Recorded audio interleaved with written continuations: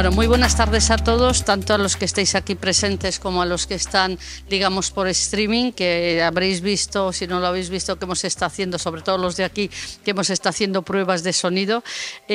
Bueno, pues vamos a empezar un ciclo, como todos sabéis. Bueno, no lo vamos a empezar, realmente ya hicimos un ciclo, una sesión precisamente también en esta sala, que es el rol del ingeniero de telecomunicación en aquel momento fue en ciberseguridad y hoy es en IoT o en Industria 4.0 o Industria X. Y para todas las mesas estas, porque realmente consideramos y creemos y estamos convencidos que el ingeniero de telecomunicación es un profesional absolutamente versátil, en el cual en todas estas tecnologías emergentes tiene una cabida extraordinaria, pero lógicamente siempre traemos un ponente de excelente calidad. Me acompaña Julio Juan, que es un ponente que está, perdona, sí, esto está bien, que es en este momento dado el socio responsable de lo que no sé, perdonad un segundo, que no sé dónde he dejado. Perdona un segundo, hijo mío, que es que tiene un currículum tan extenso que no quiero equivocarme. Bueno, obviamente es ingeniero de telecomunicación por la Universidad Politécnica de Madrid y actualmente trabaja en Accenture. Y aquí tenemos además bastantes compañeros tuyos que han querido venir a acompañarte y estamos encantados de que vengan otras veces, esta y otras veces más. Es el responsable de Industria X, que coge, fijaos qué temas, industria, fabricación digital y servicios conectados. Ahí es nada, o sea que no te aburres. Para la región de Iberia, que como sabéis es España, Portugal e Israel, que también es importante esa puntualización con Israel. Es el responsable europeo para el sector aeroespacial y de la defensa. En esta casa se ha hablado mucho y muchas veces de defensa y creemos que nosotros tenemos mucho que decir en ello, ¿no? Sigue teniendo muchísimos puestos en este orden de cosas. Ha sido responsable de la división aeroespacial, defensa, comunicaciones y media, plataformas y software en España, Portugal e Israel. Es decir, volvemos a la misma idea que decíamos antes, todo terreno, todo el conjunto de capacidades que podemos tener como profesión. Se incorporó en Accenture, nada más ser ingeniero de telecomunicación, y ha trabajado en muchísimos países. Y además, mirar qué interesante, Brasil, Indonesia, Alemania y Francia.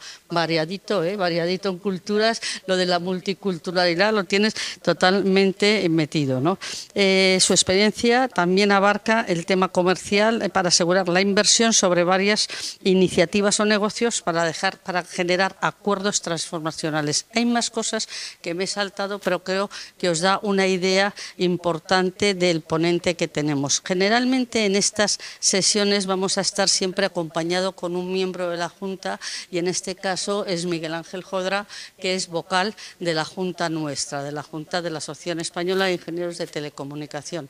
Él también tiene un currículum para que sepáis un poquito, porque se va a celebrar esta sesión modo pues un poquito diálogo. Él ha trabajado en dos grandes ámbitos también muy telecos. En el ámbito software, en el ámbito de HP, muchos años estuvo ahí trabajando. Luego Miguel Ángel, si quieres, puntualiza los años, no lo recuerdo, pero muchos años. Y luego en el ámbito más, digamos, de una operadora, concretamente el lanzamiento de Amena, o sea, no solo en Amena, sino el lanzamiento de Amena, que tampoco es moco de pavo, y luego en Orange. Y también luego pues tiene intereses en el sentido de desarrolla su capacidad profesional en el ámbito de las inversiones. Yo les dejo a ellos hablar de vez en cuando en el debate también, si veo que hay que preguntar alguna cosa o comentar, pues encantada, y bienvenidos a todos vosotros, a los que estáis aquí en presencial y también a los que, y me miro para allá porque es donde está la cámara, a los que están en streaming. Muchísimas gracias y Miguel Ángel y Juan y Julio, tenéis la palabra. Muchas gracias, Inmaculada. Bueno, Julio, la verdad es que después de escuchar a Inmaculada, una impresionante trayectoria profesional. Así que vamos a poder disfrutar mucho contigo, yo creo.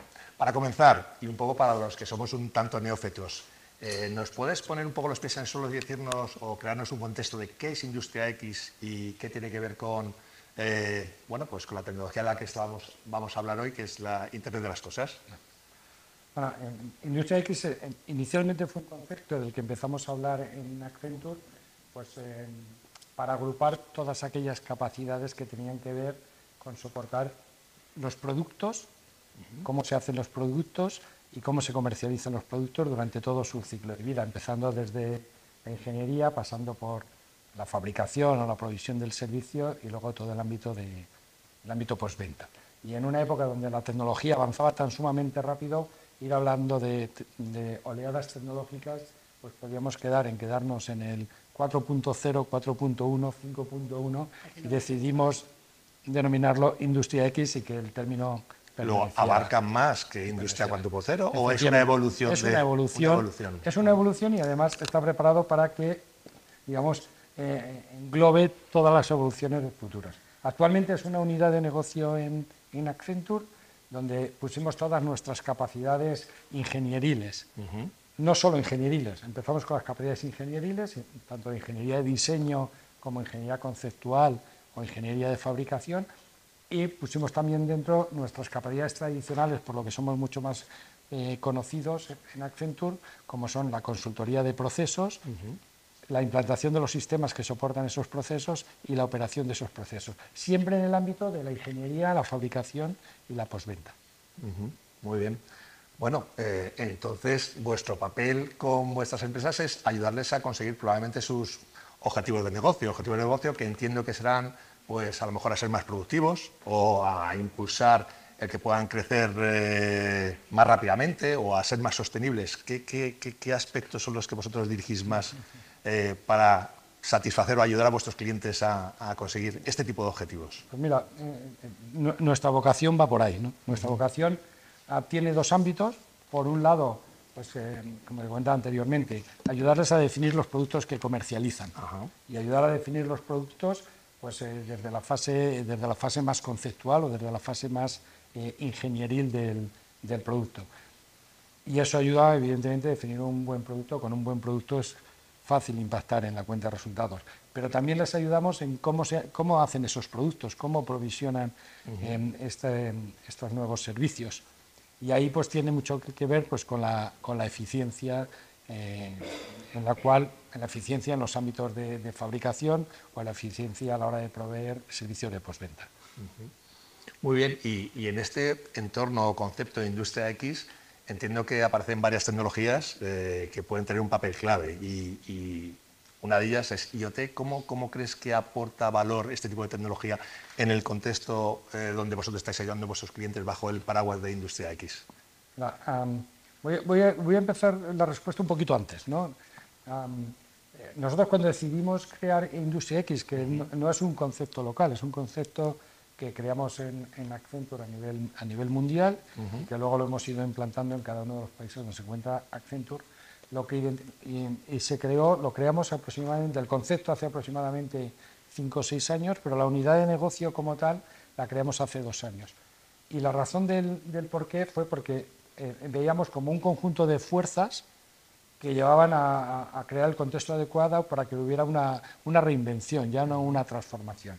Y había varias, había algunas fuerzas geopolíticas que luego se han acelerado y hemos visto que se han acelerado, había algunas fuerzas relacionadas con el mundo de la sostenibilidad, fuerzas relacionadas con el talento, la tipología de talento y los skills que ese talento iba a tener, y dos que las he dejado para el final, pero no porque sean menos importantes, que tienen directamente que ver con la tecnología. Una de ellas que tenía que ver, pues, esta combinación del mundo físico, del mundo virtual, que quizá la utilización del concepto metaverso pues perjudicó lo que realmente es el gemelo digital o el concepto de gemelo digital aplicado al mundo de la industria. Frivolizó, si me permitís la palabra, un poco ese concepto, pero que está ahí. Y por supuesto todo otro conjunto de tecnologías que son claves, tecnologías cuyo ciclo de vida es mucho más corto ahora de lo que eran anteriormente, que evolucionan a una rapidez tremenda y que en muchas ocasiones hay que empezarlas a utilizar antes de que el nivel de madurez de la tecnología sea el óptimo, ¿no?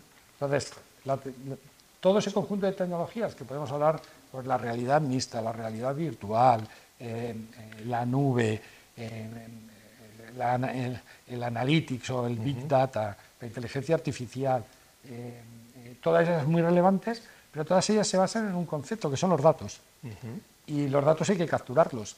Y para capturar los datos necesitas buenas plataformas para capturar los datos. Y ahí el Internet de las Cosas o el IoT juega un papel fundamental. Muy bien. Muy interesante.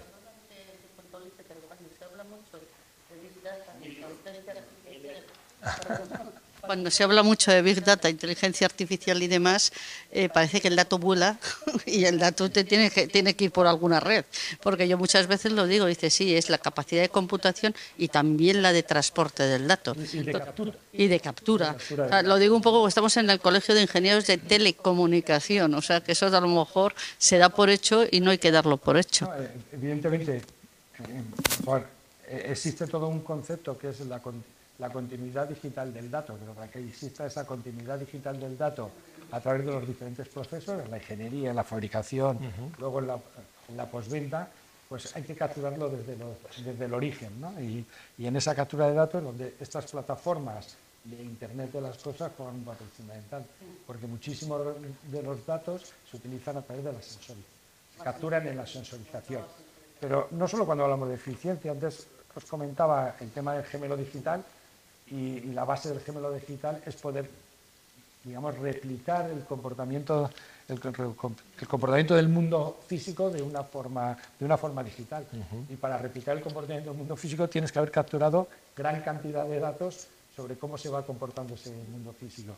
Y ahí todo el mundo de la sensorización, la sensorización masiva, ¿no? La sensorización ya existiendo desde hace muchos años. Sí. Estamos hablando de sensorización masiva y el poder gestionar todos esos datos que capturan todos estos sensores y todos estos sensores que están implantados, pues tiene su problemática, ¿no? Bueno, eso está bastante bien. Estamos hablando un poco de conceptos, de ideas, pero a lo mejor podrías compartir con nosotros algún caso de éxito de algún cliente vuestro, si no es necesario, no hace falta decir el nombre, donde se vea claramente cómo se ha aplicado la tecnología y ha ayudado a que, bueno, pues o haya incrementado su cuenta de resultados o sea más sostenible o crezca más rápidamente. ¿Algún ejemplo que tú puedas compartir con nosotros? Pues, mira, varios ejemplos y sí que compartiré algún nombre. Bueno. Pero porque hay autorización para compartir los nombres, porque sabéis que este tipo de cosas están sujetas a ciertas reglas de confidencialidad. Lógicamente. ¿No? Pero permitidme algunos ejemplos como en diferentes industrias, en diferentes ámbitos, ¿no? Hay un ámbito que es evidente. Cuando hemos comentado, además siempre que hablamos de industria nos vamos a la industria manufacturera. Cuando hay otra industria de procesos, como digo yo, la industria de los electrones, ¿no? Del mundo eléctrico, del mundo el mundo telco que también tienen que provisionar sus servicios. Pero yendo a la industria manufacturera, pues nosotros tenemos un concepto que es el de la fábrica inteligente o del smart manufacturing, ¿no? Y ahí pues estamos trabajando con Mars, utilizando una plataforma Microsoft con su cloud de Azure, donde digitalizamos todas sus fábricas. El número de sensores que tiene cada fábrica pues supera en ocasiones los 3000 y sensorizamos desde lo que son las localizaciones, o sea, lo que es el contexto de la fábrica en sí, pero también diferentes líneas de producción, en diferentes posiciones en este caso de montaje, de packing o de los diferentes productos que fabrica Mars, que para los que no lo conozcáis se dedican al mundo de los chocolates. El M&M's. Entonces, y bueno, pues lo que conseguimos con todos estos datos es, por un lado, dotar de una flexibilidad tremenda a las líneas de producción, que va casi en contra de los conceptos de industrialización, que se trataba de hacer lo mismo de forma muy estándar y repetitiva. Pues esto, lo que se trata es de intentar simular eso, pero de una forma muy flexible, ¿no? Conseguimos reducir lo que son las missing parts, ¿no? Los componentes que son necesarios para producir desde inicio a final todos los productos que fabrican, incluido lo que es el empaquetamiento los mismos, reducir también el número de paradas en la línea de producción, pues a través de los datos que capturamos, que a través de analítica pues permite hacer mantenimiento preventivo de las máquinas, y además permite optimizar todo lo que es el shipping, porque tienes una información online y de forma constante sobre lo que se está produciendo en cada una de las líneas. Ese es un ejemplo en el mundo de fabricación. Tenemos un ejemplo bastante interesante que está implantado, aunque el cliente que nombraré, que es Freeport, no es un cliente español, pero son soluciones que tenemos implantadas también aquí en España, son soluciones que están hechas. Pues, Freeport es una compañía de minas en espacio abierto, con minas en Cabo Verde, en Norteamérica, en Perú. Lo tenemos instalado aquí también en España, en alguna mina en espacio abierto, o un cliente similar que trabaja en ámbito similar al mundo de las minas. Y aquí tenemos sensorizado pues, desde lo que son todas las máquinas, pero a nivel, por ejemplo, de las excavadoras. Cada uno de los dientes de la excavadora van sensorizados y así se puede identificar cuando algún diente de la excavadora falta. Está sensorizado toda la máquina herramienta, que algunas de ellas pues, son herramientas muy caras y de tamaño pequeño. O sea, el nivel de sensorización es tremenda, y eso permite identificar, por un lado, permite mejorar todo lo que son los procesos de planificación, identificar cuellos de botella en determinado tipo de máquina herramienta que no la puedes tener duplicada, linealizar, sí, a través de la linealización en la utilización de determinadas herramientas o de determinados útiles.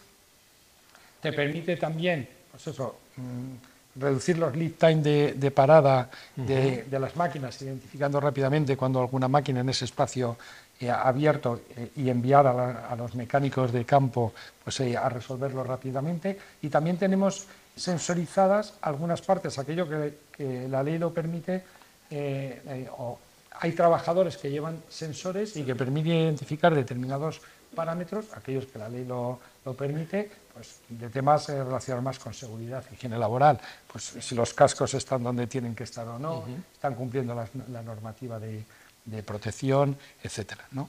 Ese es uno, que insisto, hay una referencia que es pública, que es Freeport, pero que lo tenemos instalado concretamente en 2 clientes aquí en España. Y luego un tema que recuerdo que estuvimos comentando, que estuvimos hablando, que es en el mundo de retail, ¿no? Que es muy orientado a la eficiencia, más orientado al mundo de la eficiencia energética y a la eficiencia desde el punto de vista digamos, de productos en los diferentes stands, etcétera, pero para una compañía española en el mundo de las estaciones de servicio, pues le tenemos sensorizadas 850 estaciones de servicio que monitorizan desde un centro de control. Y bueno, pues conocen todos los parámetros que para ellos son claves en la estación de servicio, desde situación de los tanques de combustible, número de veces de utilización de los diferentes elementos que tienen a la hora de echar los combustibles, la situación en la que se encuentran las tiendas, cómo se encuentran las máquinas de frío o incluso las máquinas de calor, etcétera, ¿no? Y trabajamos también para otro retailer con numerosos supermercados aquí en España.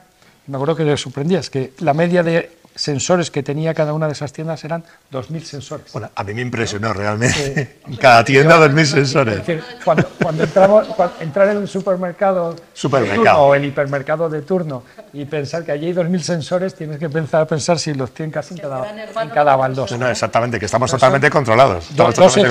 Pero fijaros, 2 ejemplos donde es importantísimo, cosas que tú comentabas, adicional de lo que comentaba. Necesitas todos los tipos de sensores que puedas necesitar. Algunos pueden tener alimentación directa, otros pueden tener alimentación por baterías, pero cuando hablamos de 2.000 sensores por tienda, como vayan la alimentación por batería, ya los puedes tener bien controlados para ver. Igual te cuesta más el ir sustituyendo las baterías. Claro. Entonces, diferentes tipos de sensores emitiendo en diferentes frecuencias o con diferentes anchos de banda en función de la información. Es decir, tienen que estar tremendamente conectados. Vamos a decirlo, ¿no? Ponga usted un ingeniero de telecomunicaciones en su vida, pero si no, no podemos, ¿no? Y claramente tienen que estar conectados. Y ahí sí que funciona una frase que me vais a permitir que la diga en inglés, que que lo digo en numerosas ocasiones, que es el always on, always connected, ¿no? Y es que estos sensores tienen que estar siempre encendidos y siempre conectados, porque si están es por algo, tienen que funcionar 24/7, ¿no? Bueno, como estamos hablando de medida y de poder medirlo todo, como aquello que no se mide no existe, entiendo que es fácil convencer a los clientes de que lleven a cabo las inversiones necesarias para abordar este tipo de proyectos, ¿no? Es decir, al final, ¿cómo lo ves? ¿Cómo lo ves eso? Bueno, ¿cómo lo veo? Que no es tan fácil, que no es tan fácil. Esto es como cuando estábamos en la escuela y nos enseñaban cómo se diseña una red de telecomunicaciones, luego ibas al mundo real y decías, vaya, que hay muchos parámetros de contexto que hay que tener en cuenta previamente. No me decían, ¿no? Entonces hay todo un conjunto de sistemas legacy que a veces pues, no están amortizados. Hay temas que nos sorprenderá todavía, pero hay problemas de coberturas. A veces tienes que tener sensores en ámbitos donde no tienes la cobertura adecuada, o sensores que los tienes que alimentar en unos entornos donde pues igual tienes hornos de calor. Y en el ámbito de fabricación tienes hornos de calor que van alimentados por gas, y entonces el tipo de sensor que tienes y el cómo alimentas el sensor, o sea, quiero decir que al final luego no es evidente y no es tan sencillo, no es tan directo. Pero sí que y en esa línea va nuestra visión, ¿no? Y el estado de la tecnología lo marca así. Entonces, fijaros que he utilizado bastante la palabra reinvención. Últimamente utilizamos muchísimo la palabra reinvención más allá de transformación. Es decir, no se plantea ahora mismo hacer determinado tipo de fábricas si el nivel de automatización que tienen esas fábricas o la maximización del uso de la tecnología de esas fábricas es el adecuado. Eso sí que la fábrica nueva que se realiza, fábrica nueva que tiene que ir con el estado del arte de la tecnología o un poquito más. Y entonces en esas sí que es muy sencillo. Cuando te vas a fábricas que ya tienen todo un historial, pues te acabas encontrando pues maquinarias donde pues no se pueden sensorizar, algunas pues que el tipo de información que puedes obtener de la máquina no es evidente el cómo trasladarla a los sistemas actuales, etc. Bueno, muy bien. Pero luego si me preguntas, ¿hay caso de negocio? Seguro que sí. Nuevas, seguro que sí. En los sistemas que son muy antiguos, no, pero los sistemas que son muy antiguos es renovarse o morir. Es renovarse o morir, exactamente. A la velocidad que va actualmente la tecnología, es algo que es más cierto que nunca. No queda más remedio, no queda más remedio. Bueno, y hablando de evolución, vamos a hablar un poco más de lo que es el perfil del ingeniero de telecomunicación en este entorno que hemos estado discutiendo hasta ahora, ¿no? En tu caso, Julio, tú como ingeniero de telecomunicación, que has tenido una trayectoria súper exitosa, además multidisciplinar, como nos decía antes Inmaculada, e internacional, ¿qué te llevó a involucrarte en este entorno que no es a priori el natural para el ingeniero de telecomunicación? ¿Cómo pudiste iniciarte en este entorno y cómo pudiste luego desarrollarte posteriormente? Bueno, sabéis que en esto, a lo largo de la carrera profesional, y seguro que a muchos de vosotros os ha ocurrido, hay determinados elementos que no sabes por qué pasan, ¿no? y que te llevan en una dirección que, bueno, pues luego vas identificando si es la adecuada o no, en función de varios factores. Yo concretamente empecé a trabajar en Accenture, en aquel momento era Andersen Consulting, por un tema muy curioso. Estaba tremendamente relacionado con la escuela y era aplicación directa de mi proyecto fin de carrera, que era sobre cableado estructurado en edificios inteligentes. Y entonces empecé a trabajar en lo que en aquel momento, en un proyecto que tenía Accenture, para el diseño del CPD de CaixaVigo, que no sé si existe el CPD, pero ya no existe CaixaVigo como se habrá integrado, seguramente. Entonces, digamos que no fue un cambio como muy disruptivo respecto a lo que estaba viendo. Sí que es cierto que a veces, cuando estamos en la escuela, y esto me lo encuentro con los ingenieros jóvenes, pero nos pasaba a nosotros también, que ya tenemos algunos años más, pues tenemos como opiniones preconcebidas sobre determinado tipo de compañías. Y eso me lo encuentro en el día a día con Accenture, donde pues a veces nos asocian más, como digo yo, con la moqueta de Torre Picasso que con la ingeniería básica del diseño, ¿no? Y muy poca gente conoce pues, que nosotros diseñamos, por ejemplo, los extintores y gestionamos toda la fabricación de los extintores de la A350. Si alguna vez montáis alguna A350, tenéis curiosidad, miráis los extintores y veréis allí Power by Accenture Industria X, ¿no? Y componentes muy importantes de esto lo hacemos desde aquí, desde Madrid, ¿no? O, por ejemplo, gestionamos pues aproximadamente el 30-40% del tráfico de telefonía móvil que hay en España, ¿no? Gestionado evidentemente, apoyando a nuestros clientes y como actividades pues, que nos contratan nuestros clientes. Es decir, que hay una entrada natural para los ingenieros de teleco que estén, o ingenieros de telecomunicación, por no utilizar la jerga de la época, digamos como más vocacionales en cuanto a lo que son las actividades telco.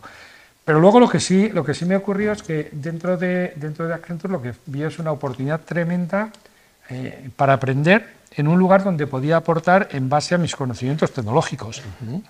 Cierto es que es una época donde el nivel de la tecnología tenía una madurez distinta que la actual, pero bueno, yo creo que nuestra formación tecnológica, más nuestra formación a la hora de poder conceptualizar y analizar los problemas, era una base súper interesante para poderse mover en diferentes ámbitos, ¿no? Comentabas antes en mi currículum y a veces me preguntan, yo empecé trabajando en esta iniciativa, en un grupo Cross que había en la compañía, pasé a trabajar dando apoyo a las compañías, a las operadoras, y mi periodo en Brasil pues fue en proyectos relacionados con Telefónica, en su época en Porto Alegre, en Río Grande do Sul. Mucho telefónico. Pues lo conocerán perfectamente, pasando luego a Río y a São Paulo, que si hay telefónicos seguro que en el videostream también estuve en Río Grande do Sul y luego posteriormente con Telergy, Telespi, en Río Grande do Sul con CRT, Telergy y Telespi. Pero fijaros que a mi vuelta a España empezó a trabajar en el sector aeroespacial y luego he estado trabajando aeroespacial y defensa y más de 20 años pues trabajando en el sector aeroespacial y de la defensa en temas pues más relacionados al mundo productivo y al mundo de la producción que no al mundo de la conectividad, ¿no? Y eso es pues gracias a la base que te da esa base tecnológica que te dan los estudios de ingeniería de teleco y luego pues también cierto esfuerzo en cuanto al aprendizaje y cierta poca aversión al riesgo o a aceptar determinados retos, ¿no? Pues muy bien, no sé si tenemos... Sí, tenemos. A mí me gustaría saber alguna cosa más, si es en concreto, en tu caso está claro, pero creo que tenéis muy pocos ingenieros de telecomunicación trabajando con vosotros. Ahora sí me gustaría... Bueno, eso es que esto de poco o mucho... Es relativo. Bueno, pero sí me gustaría, además, que me dijeras un poco... Dentro del entorno de lo que es Industria X, IoT, etcétera, ¿qué papel suelen jugar?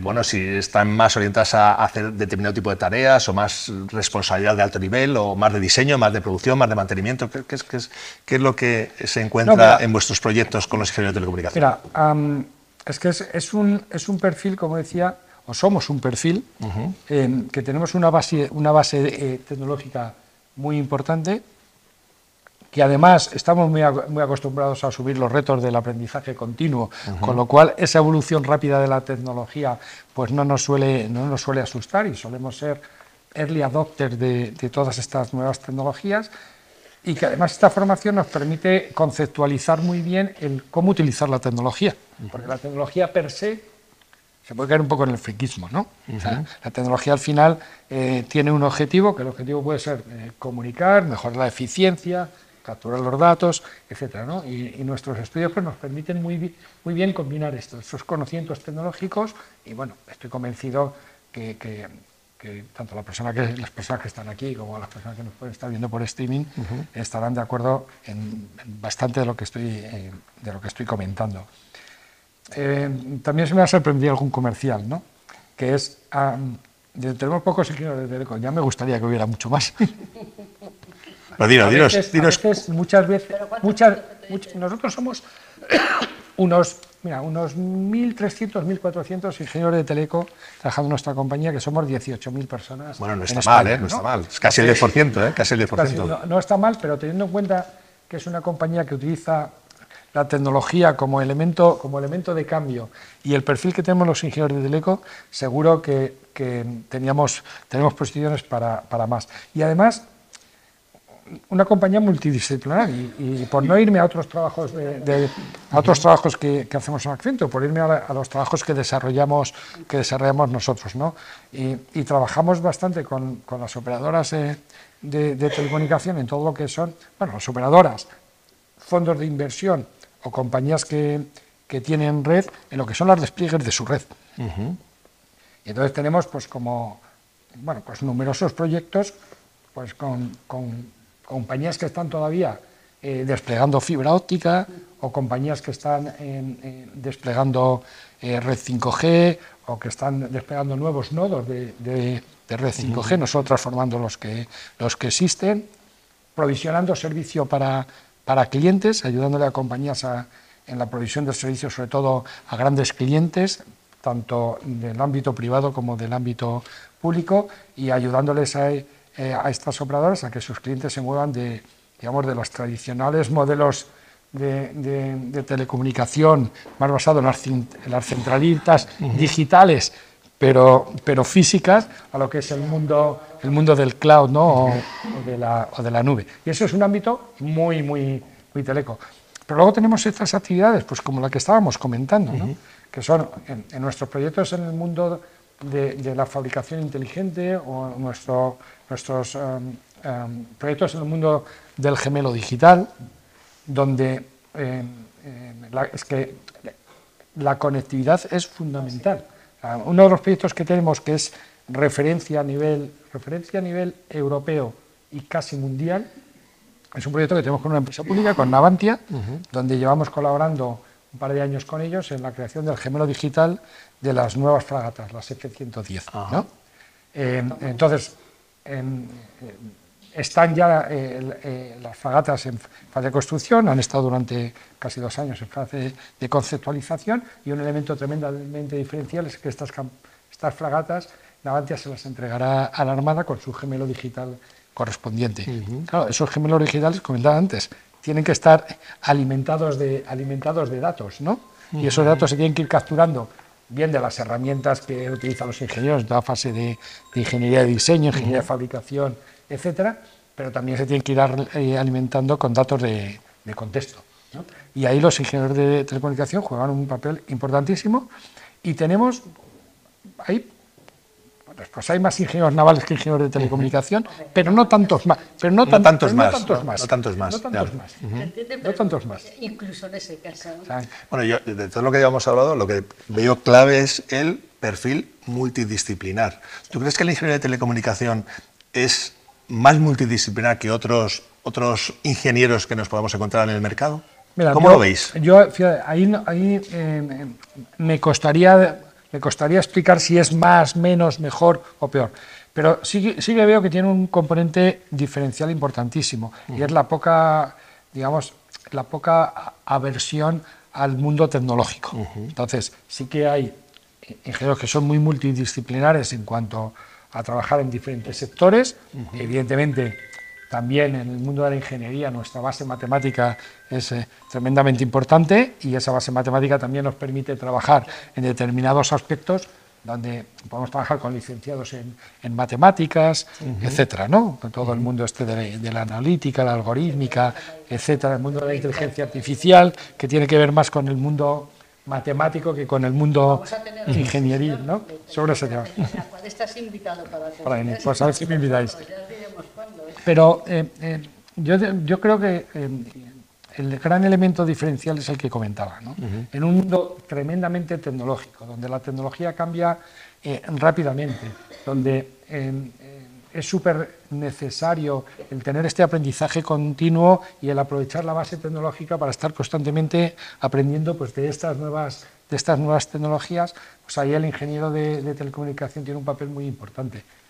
Y ese elemento diferencial es ese componente tecnológico. Y, por ejemplo, en vuestros procesos de selección, cuando estáis buscando profesionales para involucraros a los proyectos que lleváis a cabo en la parte de Industria X, ¿qué tipo de capacidades buscáis? ¿Buscáis ya gente que tenga conocimientos o que ya tenga experiencia, o simplemente buscáis soft skill y ya os encargáis vosotros de proporcionarle esos conocimientos y que vaya adquiriendo la experiencia on the job? Bueno, se me olvidó el comercial, pero estamos contratando. Bien, bien, bien. Estamos contratando. Contratando, El año pasado, en el ámbito de en lo que es Accenture España, contratamos unas 3.000 personas, en el ámbito de Industria X contratamos unas 450, y este año nuestro plan de crecimiento nos lleva a que necesitaremos contratar unas 400, 500 personas. Tenemos como diferentes ámbitos, nosotros trabajamos en un conjunto muy variado de industrias, pero mira, ¿cuál es el perfil que necesitamos? Alguien que tenga ganas de aprender. Eso es el perfil fundamental que buscamos. A partir de ahí, evidentemente, cuando estamos creciendo a los ritmos que está creciendo actualmente el mundo de la industria, o que nos demandan nuestros clientes en el mundo de la industria, pues necesitamos gente que nos traiga mucha experiencia, y necesitamos gente más nueva que tenga muchísimas ganas de aprender. Entonces estamos creciendo a ritmos altísimos, y estamos en proceso también de adquisición de compañías, porque creemos que toda esta transformación del mundo de la industria no ha hecho nada más que empezar, que le queda muchísimo recorrido. Esto, cuando os comentaba de los factores que habíamos analizado, hay algunos que fuimos hasta tremendamente conservadores a la hora de analizarlos. Perdón, os comentaba los factores más geopolíticos. Porque claro, en los factores geopolíticos sí que habíamos tenido en cuenta algún concepto, como el concepto de la soberanía. Era fácil tenerlo en cuenta en época COVID y demás, parecía que era evidente. No habíamos tenido en cuenta cómo a la velocidad que ese concepto de soberanía iba a ir, ¿no? Y cuando hablamos de soberanía y hablamos de repatriar industria, a todos nos gusta repatriar industria, a poco nos gusta repatriar inflación, pagar más por los productos que antes comprábamos a un precio determinado por hacerlos más cerca, ¿no? Y ahí la única forma de salir de este círculo, que puede ser virtuoso en negativo, que es traigo industria, entonces esto supone un incremento de los precios de los costes de los productos, por tanto los precios, inflación. La única forma es a través de la digitalización o de la utilización de la tecnología para ser mucho más eficiente. Y en ese proceso de contratación de este tipo de perfiles, pues como decía al principio, estamos contratando personas con experiencia, que evidentemente que nos aporten y que nos dé esta solidez a nuestros servicios, pues, que necesitamos en el día a día, pero también estamos contratando a muchas personas, empezando desde el periodo de becarios, con esa mentalidad de personas abiertas, dispuestas a aprender. Este año el programa de becarios, bueno, tenemos por aquí la persona que lo coordina, pero estamos como en 50, 60 becarios que queremos tener permanentemente, con el objetivo, ¿no? O sea, nuestro objetivo de los becarios es que se queden. No es que vengan a trabajar y luego se nos vayan. No, es que vengan para que se queden. Y lo medimos. Te has adelantado a una pregunta que te iba a hacer, pero ya la has dejado bastante clara, y yo te iba a preguntar por el futuro profesional de los ingenieros en este entorno. Ya lo has dejado claro que eso está en continua evolución, está en continuo crecimiento, con lo cual, tanto compañeros nuestros con experiencia en este tipo de tecnologías y de ámbito, como aquellos que no la tienen, tienen un futuro por delante si se quieren incorporar a este tipo de proyectos, ¿no? Pues fenomenal. Ha utilizado una palabra que además has dicho, la quiero utilizar muchas veces, que es reinventarse, ¿no? No transformarse, pero sí reinventarse. Y también las personas nos podemos reinventar continuamente. O sea, esa flexibilidad, esa cintura, esa reinvención, esa base que te permite poder reinvertirte, no la anda y la tenemos que aplicar. O sea que bueno, que también pueden ser personas candidatas en vuestros procesos. Tenemos que tener la capacidad basado en esta formación, vamos a decir, básica o basada en los fundamentals tecnológicos, pues tener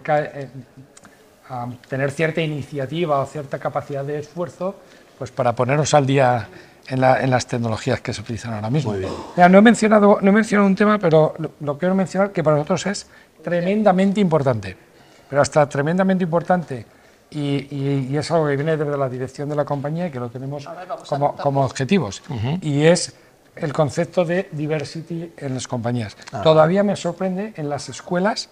Yo tengo 2 hijas, afortunadamente con vocaciones ingenieriles, una ya consolidada, la otra espero que las consolide porque todavía no está en el mundo universitario. Espero que la mayor no asuste mucho a la pequeña sobre lo que está en la escuela, pero me sorprende todavía a las pocas vocaciones femeninas que hay en los estudios, en las carreras ingenieriles, ¿no? Cuando realmente, desde el punto de vista de tener oportunidades profesionales de cara a futuro, las bases, la formación ingenieril en general, estamos hablando específicamente del mundo de los ingenieros de telecomunicación, pero la formación ingenieril en general es como una garantía de empleo. La formación ingenieril te da unas bases que te permite más o menos o más fácil de la media encontrar un trabajo. Y nosotros, como compañía, pues tenemos nuestras dificultades y hacemos nuestros esfuerzos a la hora de atraer ese talento del mundo ingenieril y especialmente ese talento femenino. Bueno, y también el de edad, la diversidad también. Otra vez me ponéis uno de estos, que voy a tenerte envidia. El de diversidad en términos también de edad y diversidad también de género, y de conocimientos y de competencias y de poner en liza todo el conjunto de capacidades. Y me alegra mucho que pongas este tema encima de la mesa, porque si a veces creemos que tenemos los americanos, el unconscious bias, ¿no?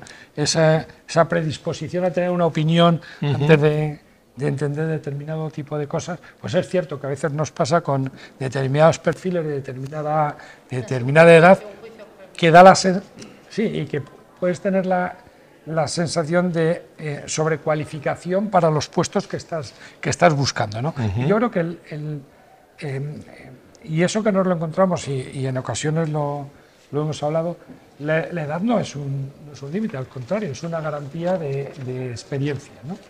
Lo que sí es importante es, e insisto, que esto es un problema, sí, pero que esto sí que es un problema que solemos tener las compañías, y especialmente en los ámbitos que se dedican más a la selección de determinado tipo de perfiles, que asocian la edad con una experiencia y esa experiencia con un rol profesional. Y a veces ese ciclo no es lineal.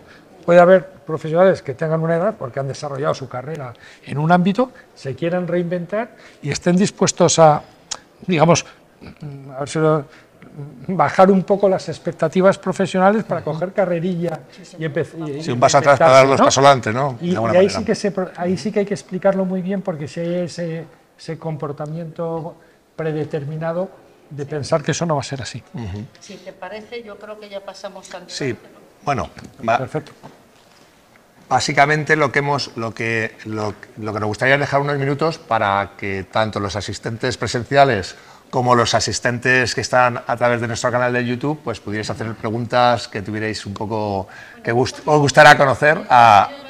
Yo te hago una y así le paso el micro, porque el tema de, tú has hablado de reinventarte, has hablado del gemelo digital, has hablado de flexibilidad, incluso la flexibilidad en la normalización, todo esto casarlo con la eficiencia energética y la sostenibilidad, que también las has hablado, ¿vale?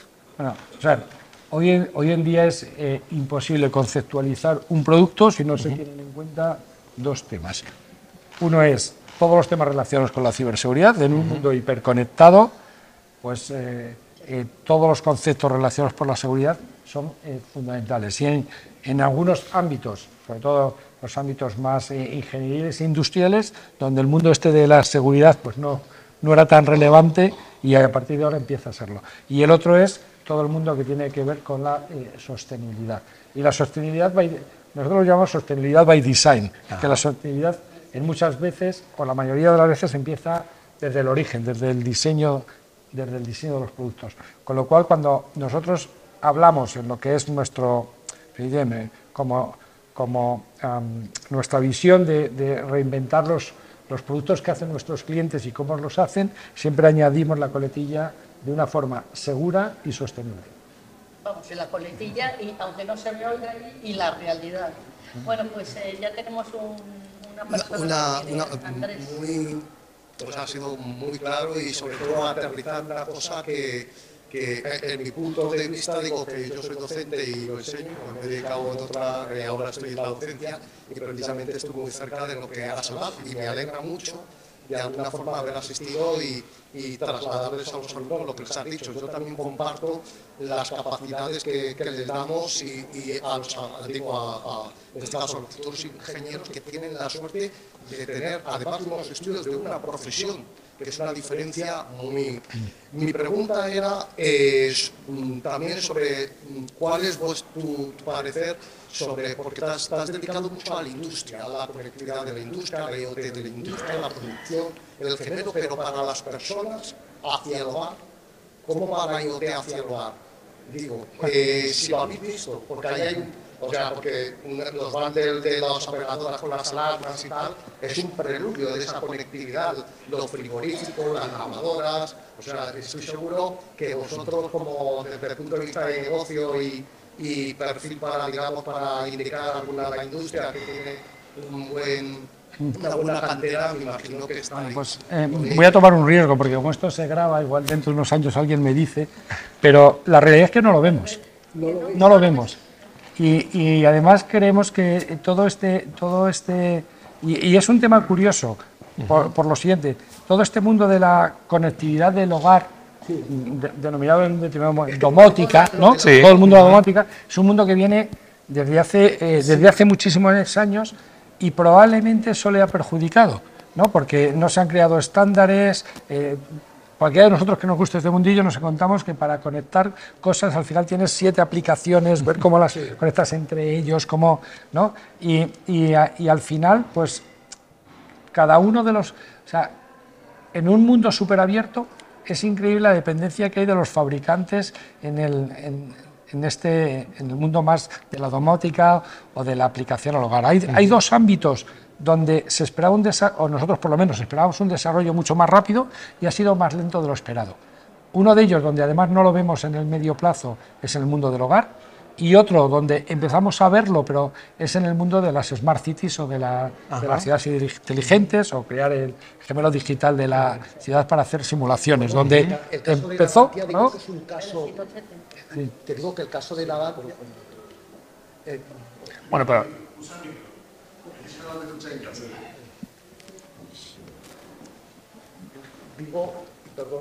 Que el caso de Navantia es un caso de un espacio abierto, Pero está ligado a un producto que es la fragata, la F-110, con, evidentemente, capturando muchísima información de contexto, incluso cuando ya esté la fragata operando, ¿no? Pero cuando lo llegamos al mundo de las ciudades, pues nos pasó lo mismo, creíamos que iba a ir mucho más rápido y al final hay todo un conjunto de actores en el ecosistema donde no se clarifica cuál es el actor que en cada momento pues tiene que tomar el liderazgo, ¿no? Y están pues las compañías que proveen los sistemas eléctricos y van con sus soluciones, las compañías que hacen los servicios, los diferentes servicios de los que necesitan los municipios, recogida de basuras, limpieza, jardines, etcétera, que son diferentes y cada una va con sus soluciones. En los diferentes ámbitos, cuando se van viendo toda la parte de movilidad, ¿no? Incluyendo lo que son los semáforos, los vehículos, cada uno con sus soluciones, y interoperar todo esto, pues, ¿no? Y ha costado, pero sin embargo ahora sí que empezamos a ver algunas soluciones que lo que intentan es crear esas plataformas, digamos, on top, por encima de cada una de las individuales, y a partir de ahí sí sacar casos de uso que realmente justifiquen la creación de estas plataformas. Pero en el hogar, por lo menos nosotros no lo vemos y no tenemos esa apuesta. Yo creo que sea todavía. Por aquí. Había otra pregunta por ahí, sí.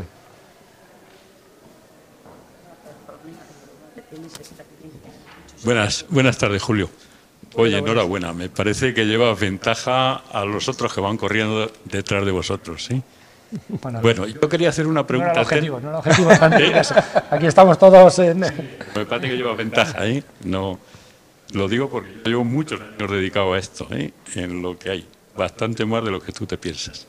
Mira, yo te quería hacer una pregunta técnica, por un lado, y luego una apreciación desde mi punto de vista sobre lo que estáis hablando de la transversalidad de los ingenieros de telecomunicación. La pregunta técnica es simplemente para hablar un poquito más de los ingenieros de telecomunicación. Y yo ahora últimamente me estoy dedicando mucho a lo que es el campo y a lo que es la agricultura. Y ahí hay un problema tremendo de conectividad. Y no lo estoy resolviendo directamente con Internet, sino con LoRaWAN. Entonces no sé si lo usas, no sé qué futuro tiene el estar completamente marcado todo el territorio español o todo el territorio del mundo, ¿y qué pensáis? Eso es la pregunta y ahora hago mi apreciación. Vamos a ver, aquí hay gente muy joven. Yo llevo 51 años trabajando, integrando ordenadores dentro de procesos industriales de muchos tipos. Y el principal problema que me encuentro, me lo encontré conmigo mismo y me lo he encontrado con ingenieros de telecomunicaciones que han trabajado conmigo, es el conocimiento de los procesos que se integran. Un proceso no es algo tan sencillo como una caja con una entrada, 2 entradas, 5 entradas y 7 salidas. Cualquier proceso de los que estás hablando tiene infinidad de entradas no previstas, infinidad de salidas. Entonces, no es tan fácil que un ingeniero de telecomunicación, si no tiene mucho interés, se adapte a ese puesto. La tecnología la sabe, pero el control del proceso es muy difícil, muy difícil. Esa es mi apreciación. Y se tarda no menos de 1 año, 2 años en entender eso. Voy a contestar las dos, aunque la segunda es más una apreciación en la que no puedo estar más de acuerdo, ¿no? Entonces, clarifico. Yo lo que he comentado del ingeniero de telecomunicación es que tenía las bases, los fundamentals, que es la tecnología. Porque el conocer los procesos, el intentar optimizar los procesos sin utilizar la tecnología tampoco es muy útil. Evidentemente, y estoy totalmente de acuerdo, e incluso lo llevo un poco más al extremo, hay que conocer los procesos que son específicos de cada industria y a veces de cada compañía, porque su componente de diferenciación está en cómo utiliza esa tecnología para un proceso específico. Entonces, totalmente de acuerdo que es fundamental el conocimiento de la industria, de los procesos que son específicos de esa industria, cuáles son los elementos clave. Y muchas veces desde fuera cuestan, ¿no? Cuando se habla de una línea de producción, parece que es que todo está hiperautomatizado y que se le da el botón y todo funciona. Y hay, pues eso, las missing parts, problemas de planificación, problemas de personas con las certificaciones adecuadas para operar determinado tipo de máquinas que te rompen la planificación diariamente. Totalmente de acuerdo. Y respecto a la segunda, la primera pregunta, que es contestarlo ahora en segundo lugar, mira, yo soy de pueblo, soy de un pueblo salmantino, ¿no? Con lo cual me frustra bastante el poco nivel de digitalización que existe en España en el sector agroalimentario, muchísimo. Y sobre todo por dos temas, porque es que veo dos entornos donde, bueno, pues sí, igual su plataforma para innovar era muy diferente, pero veo dos entornos que han llevado a un nivel de automatización en el campo tremendo. Uno es Estados Unidos, ¿no? Donde, claro, nosotros hablamos del vehículo autónomo y yo leo a veces en periódicos el vehículo autónomo no tendrá éxito, porque todos asociamos el vehículo autónomo al vehículo que va a ir por las carreteras de forma autónoma, pero no nos damos cuenta de que hay muchísimos vehículos trabajando en el campo donde las condiciones de contexto son ideales para que haya vehículo autónomo, porque las incidencias potencialmente mucho más limitadas y las velocidades a las cuales funcionan estos vehículos son mucho más bajas, con lo cual la tecnología te permite un nivel de autonomía espectacular. Pero hemos hablado de plataformas de Internet de las cosas y de sensorización, increíble. Pero nos vamos a otro que lo que lo habéis mencionado antes y que, por cierto, una aclaración, ya no soy responsable desde el 1 de enero, ya no soy responsable de Israel por un tema de reorganización, pero el nivel de automatización y de sensorización que existe en el sector agroalimentario en Israel es espectacular. Espectacular.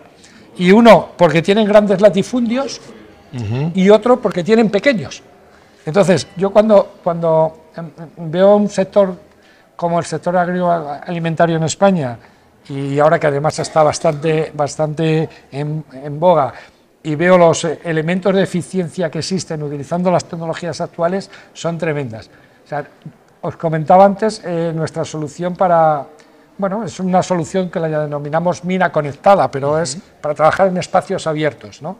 Hay compañías que el nivel de eficiencia en lo que son los útiles y las herramientas son tales que media hora una máquina parada cuantifican el dinero que les cuesta. En el sector agroalimentario en España, elementos de coste importantes para una explotación determinada tiene elementos de... O sea, en una explotación determinada tiene elementos de coste importantísimos que se pasan horas y días infrautilizados. Sí, sin problema. O sea, que las oportunidades de mejora ahí serían inmensas. Ahora no tengo la clave, o sea, las dificultades también, que si no se ha hecho, por algo será, ¿eh? Bueno, también, pasamos el gesto del teléfono así, también, digo el teléfono, lo del micrófono, conforme me lo acabas de decir, también es verdad que en España en general, en el sector agrícola, y en Europa, no solo en España, está muy basada en la política agraria común, el mundo de la subvención, ahora toca vid, luego toca girasol, luego toca no sé qué, me explico, sin ser una experta, pero eso también hace que no sea tan ágil, vamos a decirlo, pero vamos. Sí, el tamaño de las explotaciones, muchísimas explotaciones. Son muchas más pequeñitas. Familiares, toda una tradición que no hay que menospreciar, porque cuando hablamos de todos estos cambios se nos olvida lo complicado que es la gestión del cambio. Claro. Pues en este sector agroalimentario, en determinados sectores, gestionar ese cambio pues es un reto importantísimo, etc. O sea que factores los hay, lo que digo es que hay un elemento de frustración de no poder llevar. Esto es cuando dices, lo que he visto aquí, y de repente me voy a mi pueblo de Salamanca y no es igual. Digo, no ostras, que tendríamos también tiene posibilidad de la gestión del agua, que ahí es capital. Sí, pero bueno, ahí es capital. Tenemos otra pregunta, ¿verdad? ¿Qué tal? Buenas tardes. ¿Qué tal? Buenas tardes. Al hilo de esto, estaba pensando que nuestros pobres agricultores compiten con productos que vienen de afuera que no están sujetos a las mismas normativas que tenemos en España. Y es un tema que conozco. Entonces, una posible herramienta que podría ayudar a que nuestros agricultores pudieran competir con los productos que vienen de afuera más baratos sería poder demostrar con tecnologías de IoT la trazabilidad de los productos. Es decir, si uno compra unos pimientos o unas patatas que vienen de un país donde se utilizan unos pesticidas que no están permitidos en España o en la Unión Europea, y sin embargo uno va a la plaza, un producto que es un poco más caro, bio o lo que sea, pero que puedes demostrar trazándolo que el producto se ha hecho de Salamanca o de Castilla-La Mancha, pues podría ser un diferenciador, por ejemplo. Este es un elemento importantísimo, no solo en el sector agroalimentario, sino en todos los sectores industriales, ¿no? Hablábamos antes de la sostenibilidad. O sea, hay un conjunto de componentes regulatorios que están definidos. Hay algunos pues, que forman parte, digamos, de la conceptualización de Europa o de cada uno de los países, porque bueno, a veces hacer determinados movimientos logísticos entre diferentes plantas dentro de España es un mundo por las diferentes regulaciones que existen en las diferentes comunidades autónomas, ¿no? Entonces, y eso, bueno, pues nos pueden decir, resolverlo vosotros, que si vuestro producto es más caro es por culpa vuestra. Pero hay otras que son, bueno, por iniciativas que a nivel europeo se han tomado, pues relacionadas con el mundo de la sostenibilidad o del net cero, los costes de los derechos de CO2, etcétera, y que, bueno, pues los costes de producir en determinado país se ven encarecidos por seguir esta regulación versus otros, ¿no? Y hay tecnologías que puede ser el IoT, pero está todas las tecnologías de blockchain que permiten realizar esa trazabilidad de una forma, digamos, certificada, ¿no? o notarial. no soy un experto en política comunitaria, estoy lejos de eso, entonces podría contar la opinión de la industria, ¿no? Que es con los que habitualmente estoy, y los lobbies industriales que presionan en esa dirección, que es,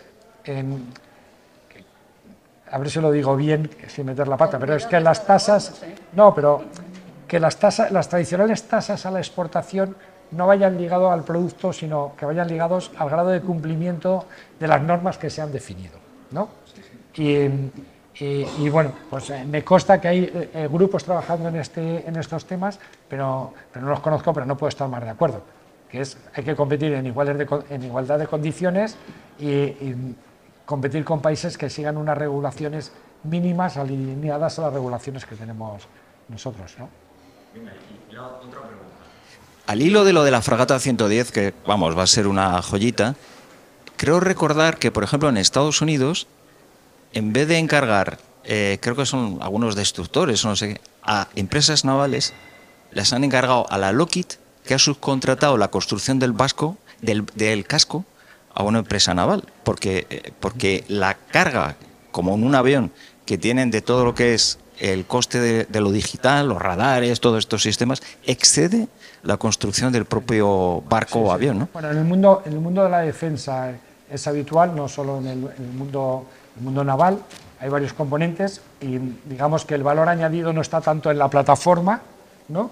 En el mundo aeronáutico en las aeroestructuras, en el mundo naval en lo que es la plataforma marítima, sino en los conjuntos o en los sistemas que van embarcados tanto en el mundo aeronáutico como en el mundo naval, ¿no? Y eso es importante también, por ejemplo, en el mundo aeronáutico, es importante en la aviación comercial, pero es importantísimo en la aviación militar, ¿no? Donde difícilmente dos aviones que parecen similares desde el exterior son idénticos, bien porque llevan protocolos de comunicaciones distintos, sistemas de encriptados distintos, sistemas de radar. Hay por aquí en el público alguna persona que trabaja en el sector de defensa que seguro que podría explicarlo bastante bien. Y ahí es donde la regulación sí que es importante, ¿no? Ahí están los telecos. Bueno, y telecos trabajando en el sector de defensa hay numerosos, y algunos trabajando en entornos en los cuales no pueden certificar su tesis doctoral, pues bajan con temas secretos y no pueden publicar. No los pueden publicar.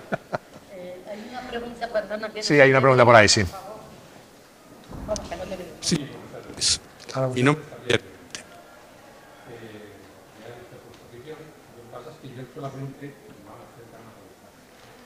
No solamente voy a hacer algunos comentarios porque creo en el discurso que es muy positivo.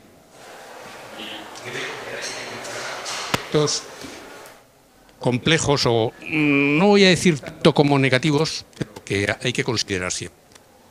Yo me he ido anotando a lo largo de la exposición que ha hecho los siguientes. El problema de la seguridad, sobre todo en los sensores de IoT. Ese es un gravísimo problema porque está ya la tercera economía del mundo, es el fraude online. No digamos ya si encima pueden acceder a los sensores, etcétera, etcétera. El otro problema que yo veo es el de la normalización.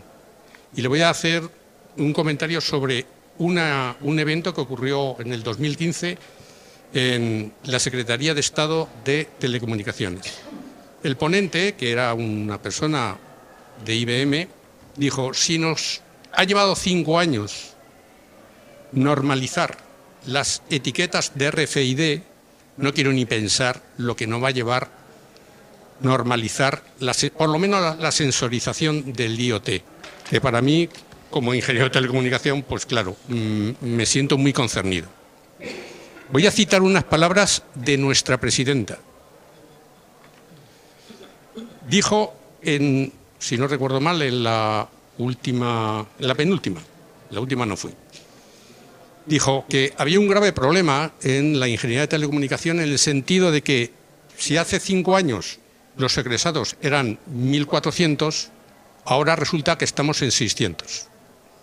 ¿Y esto por qué es?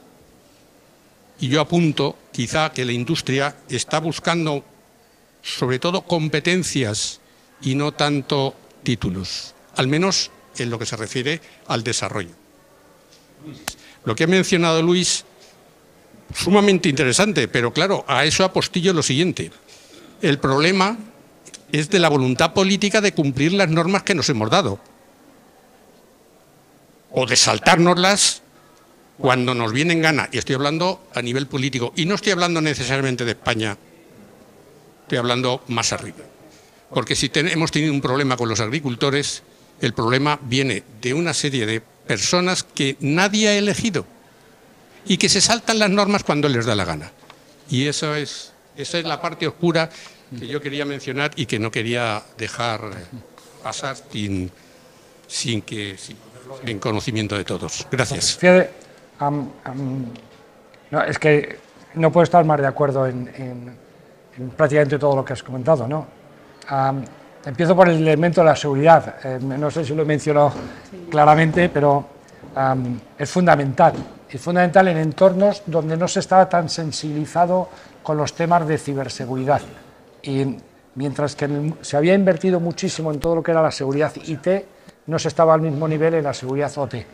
Y la seguridad OT tiene además algunos problemas añadidos que también lo he mencionado, igual un poco de pasada, que era todos los temas que tienen que ver con, digamos, la edad de determinados sistemas o determinadas máquinas que todavía hacen su labor y la hacen muy bien, ¿no? Y es que la robustez desde el punto de vista de ciberseguridad de todas estas máquinas pues no está a la altura de las que existen. Y además, bueno, la computación cuántica está ahí, a la velocidad que va la tecnología. La tenemos más cerca de lo que esperamos, y la computación cuántica pues romperá muchísimo de los principios de ciberseguridad y de encriptado de la información que teníamos hasta ahora. Entonces, desde luego, la ciberseguridad es importantísimo y lo tenemos fijaros si lo tenemos clarísimo en Accenture, que hace justo un mes hemos comunicado la adquisición de una compañía de ciberseguridad aquí en España que se llama Innotec. O sea, nuestra política de inversiones como Accenture en términos de ciberseguridad es enorme. Los dos ámbitos donde estamos invirtiendo ahora mismo en Accenture se llama mundo de ciberseguridad y mundo industria. Comentabas el tema de la normalización, es que es cierto. Pero tenemos ahora una ventaja respecto a lo que pasaba anteriormente. Y fijaros, yo creo que los telecos sabemos muchísimo de normalización y de cómo extender esa normalización incluso a nivel mundial y hacer compatibles diferentes sistemas de señalización. Y a mí ya se me ha olvidado, ¿no? Sistema de señalización número 7, etcétera, pero fuimos capaces de normalizar diferentes sistemas de comunicaciones y evolucionar pues el 3G, el 4G, el 5G, ya trabajando en el 6G, donde la normalización es fundamental y hacerla a nivel mundial. Ahora mismo, digamos que el estado del arte de la tecnología permite que se puedan integrar sistemas de una forma muchísimo más eficiente sin que la normalización sea tan exigente. Pero, desde luego, la normalización es un elemento fundamental y acabamos encontrándonos pues muchísimas trabas derivadas de esa normalización, porque al final también los fabricantes van evolucionando, van desarrollando sus sistemas y el cómo compatibilizar esos sistemas dentro de un entorno que habitualmente se pretende que sea multifabricante, pues acaba siendo un punto de bloqueo. Y lo que comentabas respecto a los telecos, es que también, de nuevo, vuelvo a estar de acuerdo. Nosotros en Accenture no buscamos titulaciones. Y en numerosas compañías para las que he trabajado, en la inmensa mayoría de ellas, buscan titulaciones solo cuando lo exige la regulación, cuando lo exige la regulación, o cuando buscan una capacidad muy específica, digamos, como muy de nicho, asociada a unos estudios determinados. Se buscan competencias. Y yo creo que, no sé muy bien de quién es la labor, pero como ingeniero de teleco, lo he repetido y es que así lo veo. Creo que tenemos unas capacidades que son diferenciales y que están muy alineadas a lo que demanda actualmente en la sociedad, porque la sociedad es cada vez más tecnológica. Estamos hablando, fijaros que comentaba que nosotros con este análisis segmentamos como 5, digamos, fuerzas que nos iban a llevar al cambio.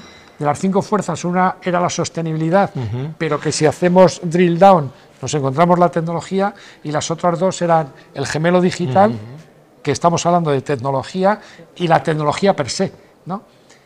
Y cuando se habla de tecnología, estoy convencido que si se hace un entre los responsables de recursos humanos o de selección de personal, se habla cuál es la titulación que tiene mejor base tecnológica para poder afrontar estos problemas, entre las top 3 aparecería la ingeniería de telecomunicación. Y digo las top 3 por no ser arrogante, ¿no? Entonces, pero desde luego, y es labor quizá de la asociación, es labor de la asociación, del colegio, de la escuela, fijaros, De las escuelas. de las escuelas. Porque hay varias. Yo os cuento una anécdota. Por razones que luego, si queréis, os comento después, voy con bastante frecuencia a desayunar a la escuela de ingenieros de telecomunicación de la Politécnica. ¿Vale? Soy yo. Voy a desayunarme, además me recuerda, voy a desayunar con bastante frecuencia. Y voy a desayunar sobre las 8:30, me encuentro allí con algunos profesores que llegan pronto, con algunos alumnos, y constantemente están hablando de jerga técnica de diseño, o sea, jerga técnica de detalle, ¿no? No escuchas conversaciones más ligadas, como pues, comentabais anteriormente, a los procesos o a para qué esta tecnología va. No los escuchas en la cafetería. Es anécdota. No quiero hacer de ello toda una disertación. Pero sí, creo que es labor de las escuelas el poner mucho más en valor esas competencias o esas características más allá que el título, y que las lleve asociadas el título. Bueno, creo que no hay ninguna pregunta más, así que si os parece vamos a ir finalizando Sí, la sesión. hago una mínima conclusión. Se han dicho tantísimas cosas que, pues, o sea, diré algo y faltará el todo, ¿no? Pero bueno, y ya por supuesto luego pasamos a la segunda parte, que también es muy importante, que es el relacionarnos entre nosotros y el networking y tomar un vino español. Pero bueno, se ha hablado mucho hemos hablado, bueno, ha hablado fundamentalmente Julio, pero también los demás en el debate, de la importancia de la ciberseguridad. La mala noticia es que es necesario, la buena noticia es que es una fuente de trabajo para muchos, por lo tanto a lo mejor sí que los... Fijaros, uno de los elementos donde más rotación tenemos en Accentro en el ámbito de seguridad es en nuestros expertos de gestión del NOC. Claro. O sea, nuestros expertos, las personas que están trabajando en la gestión, en los centros de operación de red para nuestros clientes, nosotros operamos algunos NOC desde aquí, desde España, algunos para empresa no española, y son personas súper demandadas para luego reciclarlos al mundo de ciberseguridad. Y tienen formación de ingeniera de telecomunicación, que decir, que es que tenemos en la ingeniería de telecomunicación están las bases para, con un, no sé si se llama upskilling, ¿no? Con un pequeño añadido. Con un pequeño añadido, crear profesionales en ámbitos en los cuales pues ahora mismo la demanda es altísima. Aquí, por ejemplo, sería muy interesante, que no te preocupes, está en la misma línea, sería muy interesante que el Ministerio, llámese X, los planes de estudio de las distintas universidades pusieran como parte los máster habilitantes y los máster en estas disciplinas partiendo de los grados en telecomunicaciones. Entonces así tendría todo y en concreto la de ciber. No, yo no, pero quiero decirte, tú dices, tienes unos fundamentos y tienes una aplicabilidad, pues sería muy interesante que eso en el mundo académico se diera. También se ha hablado de la reinvención, que también es lo mismo, adaptación, flexibilidad, reinvención, hasta las normas tienen que ser adaptativas, no solo adaptables, ¿no?, sino dinámicamente adaptativas. Se ha hablado de la necesidad de la normalización, y ahí yo creo que una entidad como el colegio puede decir mucho en los ámbitos de normalización, porque es verdad que con la domótica, cuando lo había preguntado Andrés...